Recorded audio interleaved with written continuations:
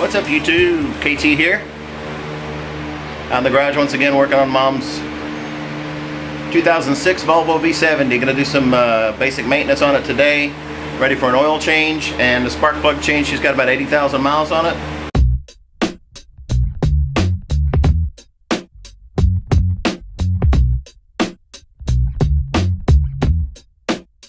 I think the spark plugs go a little longer than that, but we're gonna go ahead. I did get a viewer request about replacing spark plugs on a Volvo, I said V70, that's an old car we had, S40. It's a 2006 Volvo S40 with the T5, the Turbo 5 engine. And I'm going to replace some spark plugs on it as well. Had a viewer request for that, so.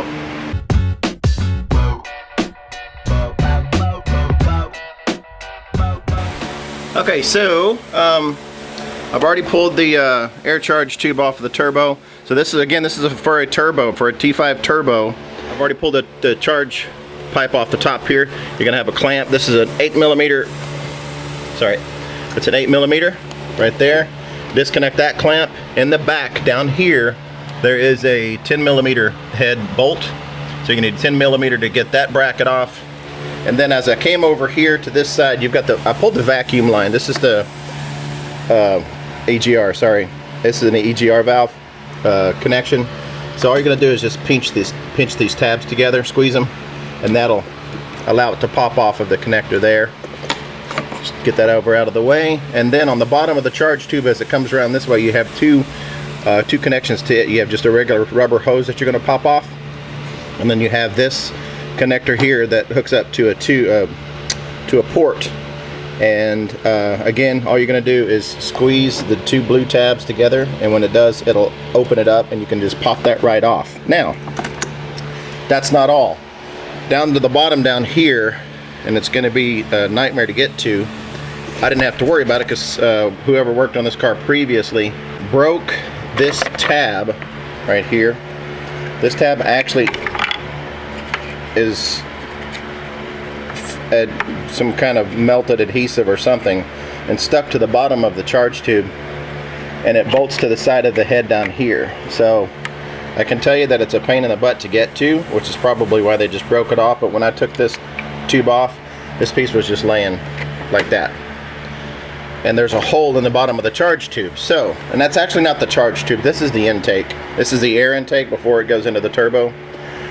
So this is the intake tube. So just remember, when you get ready to take the intake tube off here, look down, zoomed out, yeah. You have to get down to the side over here and see if you can't get some kind of bolt or something, or some kind of ratchet tool to get that to 10mm bolt also. And let me get a light so you can see exactly where it's at. Okay. Right there. Right where the light is. Okay? So that's got to come off, otherwise you're going to break that little tab off. So once you get that out of the way, step one of the spark plugs, you're going to have 8 screws in the top of this cover right here. You're going to need a long extension T30, because up here where the oil fill is, it's down there pretty good ways. You can probably use some short standard length, but it's best if you have a long one. So let me get that out of the way, and we'll show you what is under here.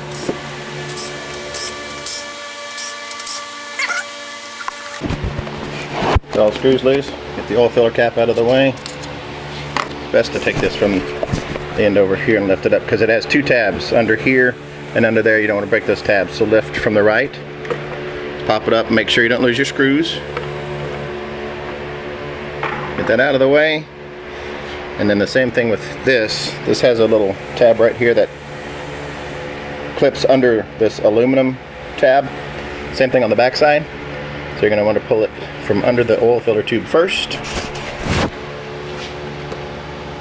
And it's kind of soft plastic, so you don't have to worry about it too much. Let's get that out of the way there. And get this off tab in the back. And there we go, top of the engine. It's been a while since this engine has been serviced. I don't think she's ever had the plugs changed on it, so I'm going to get my air pressure. I'm going to blow all this crap out of here, because I can see a lot of dust and dirt and stuff in there, so stand by. Okay, now once you get to this point, you have your coil packs for your spark plugs exposed. 1, 2, 3, 4, 5. 5-cylinder T5 turbo. Now we're going to remove one of the coils and show you what is involved with that. It takes a number 8. Each one of these coils is held down with a with one screw or bolt here and there. Same thing here, here, and then here and here. So those all have to come off so we can get to the coils and get the coil packs off the spark plugs. Stand by.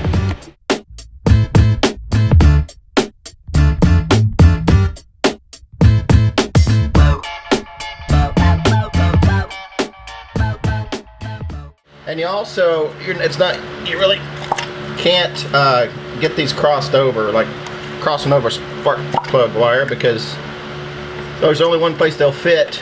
Now what I'm going to do is I'm going to get my air and blow that out right there, because so we don't want anything falling down. Because once you pull out a spark plug, you're open to the cylinder right there. They all look pretty good. This one looks like it might have gotten a little bit of moisture or something. There's a little bit oxidized, but the rest of them are nice and clean. I'm going to put some silicone grease on these when I put them back together. It helps the seals seat, but it'll catch dust before it gets down in there too far. Alright, let me grab a spark plug wrench, socket, and we'll get a pull spark plug. Stand by. Okay, it's a standard 5/8 spark plug socket. Make sure you use a good spark plug socket that's got a nice seal on it. Makes it a lot easier when you get ready to take that spark plug out if it's your rubber. It's got a good grip on it.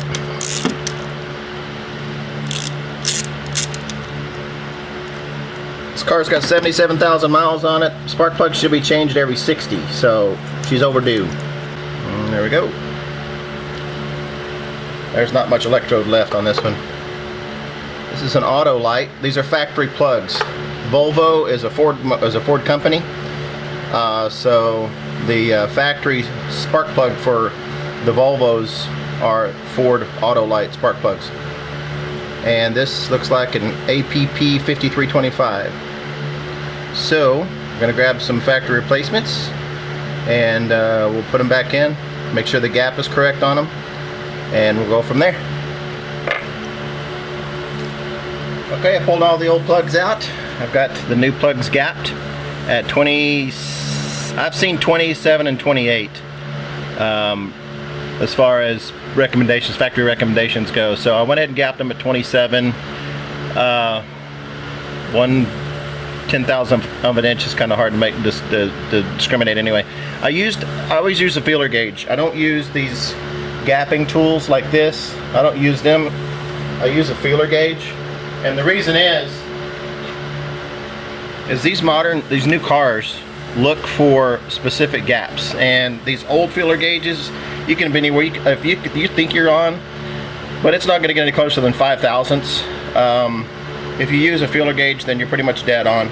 So I like using a feeler gauge.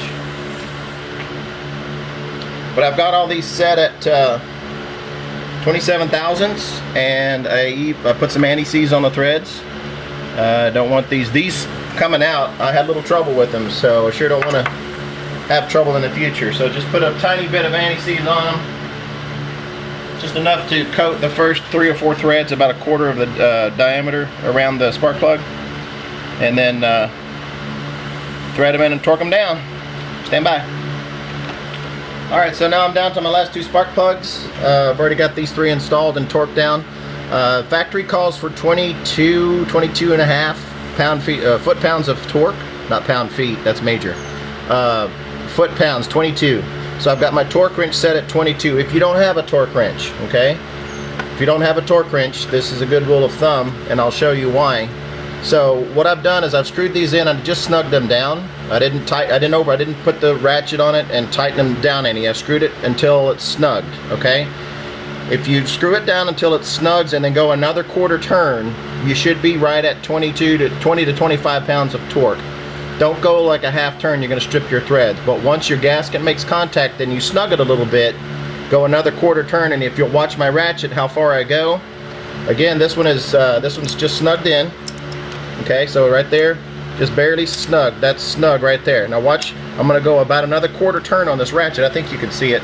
And once I get about a quarter turn, no, that's not a good angle, hang on.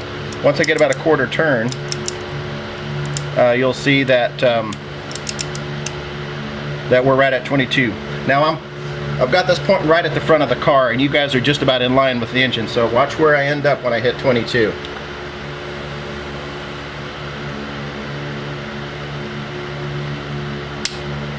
Right there. See that? That's a quarter turn. Same thing on this last one here. Spark plug is in, it's just about snugged down.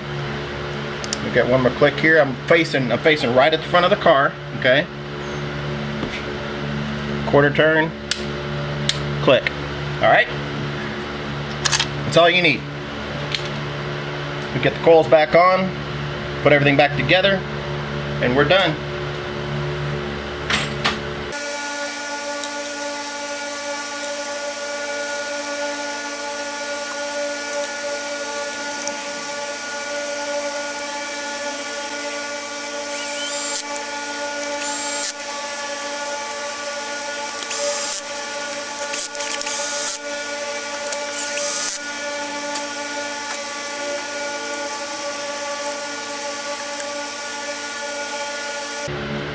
And on the ignition coils for the bolts holding those in, there are no, I couldn't find any torque specs on those.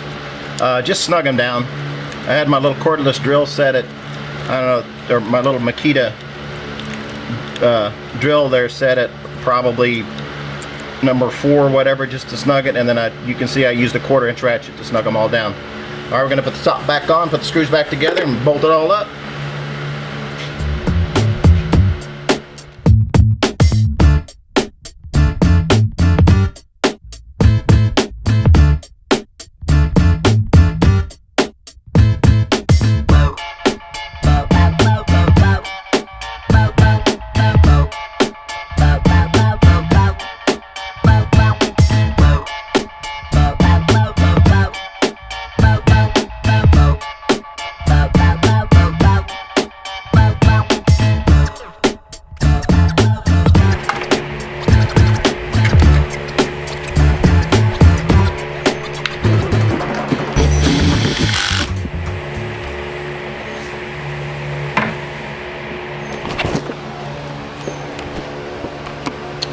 And we're done. All back in place. There's a 10mm bolt in the back. Intake tube. There's the 2 ports I was talking about here. Here's the EGR coming out of the firewall for whatever reason. Again, just snap that there. You've got the hose connection here and the squeeze port there. Done. Oh, and tools needed for the spark plug change. To get the top cover off, let's start with the tube first. You're going to need a 7mm. I use 7mm socket on the clamps here. It's easier that way. To get the inlet and the outlet clamps loose, 7mm, or 9/32 if you have a 9/32 socket laying around. You're going to need a 10mm back here for this bolt, and for the one on the side, unless somebody's already broken the tab off.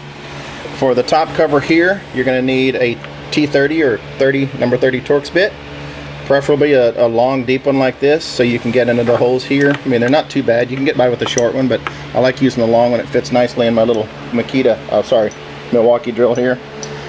And a 5/8 inch socket, spark plug tool or spark plug socket. Make sure you got a good rubber, because those spark plugs are down in there pretty good. You're going to need a number 8 to take the bolts off the ignition coils. 8mm socket, and a feeler gauge to gap your spark plugs. Don't assume because you're buying them from the store that they're gapped, unless you go to Volvo and you buy the pre-gapped ones. Pre-gapped ones going to cost you about anywhere from 10 to 12.5 bucks a piece, so you'll pay anywhere from $50 to $75 for 5 spark plugs. I got these at O'Reilly. They're the APP. Okay, 2 P's means platinum, and these are the auto lights. Volvo was a Ford product. APP 5325. That was the factory plugs that I had in that were in there. 77,000 miles on them, and the gaps ran anywhere from, coming out of this engine, the gaps ran anywhere from 40 to 55 thousandths, and it's factory 27, so we had double the gap there that we were supposed to. And that's it. That's all the tools you're going to need. 1/4 inch drive, 3/8 drive, whatever you've got to connect to your sockets and your T30. You can also use a nut driver. I have a T30 handle nut driver that I use on a couple of these. And that's it for the spark plugs.